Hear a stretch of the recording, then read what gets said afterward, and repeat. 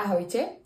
V dnešnom dieli si povieme niečo o jednom z najviac študovaných doplnkov výživy a je ním práve kreatín. Kreatín je suplement, ktorý sa prirodzene vyskytuje aj v ľudskom tele a jeho hlavnou úlohou je doplniť energiu mozgovým a svalovým bunkám. Okrem toho, že ho nájdeme v ľudskom tele, ho nájdeme aj v živočíšnych potravinách, akými sú napríklad ryby alebo mäso.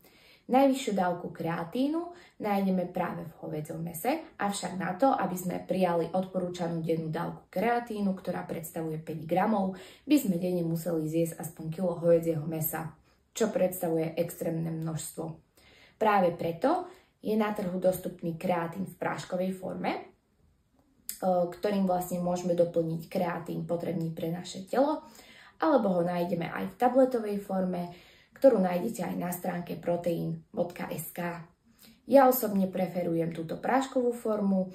Čo sa týka dávkovania, užívam ho v tréningový aj v netréningový deň.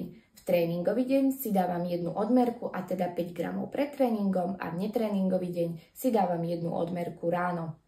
Čo sa týka hlavných benefitov kreatínu, tak kreatín zvyšuje silu, podporuje rast svalovej hmoty, zlepšuje regeneráciu, ale takisto aj zlepšuje kognitívne funkcie. Pokiaľ to s cvičením myslíte vážne, tak vám určite odporúčam minimálne kreatín vyskúšať a neskôr si urobíte obraz naňho sami.